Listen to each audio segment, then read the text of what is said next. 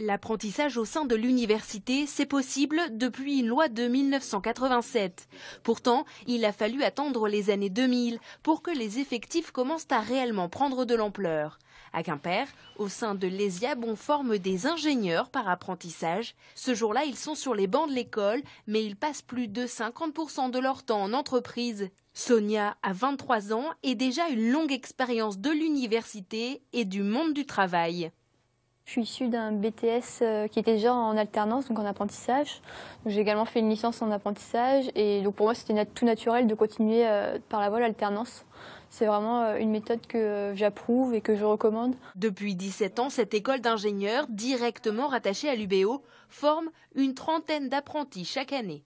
Pour la promotion dernière, 70% des jeunes avaient un emploi à la fin de leur contrat d'apprentissage. Donc ce qui est un chiffre quand même relativement élevé. Si on prend 2 mois après la sortie de l'école, on arrive pratiquement à 90%. Un argument de poids soutenu par un autre avantage, la rémunération, une grille de salaire qui oscille entre 360 et plus de 1000 euros. Là, un peu plus, le SMIC. En 3e année, le SMIC. En première année, on est plus aux alentours de 700-800 euros. Après, ça dépend de l'âge et de l'entreprise aussi. On arrive à un certain âge où on se dit, bon, ce serait bien d'être autonome financièrement aussi, quoi. Donc c'est vrai que c'est un plus. Ouais.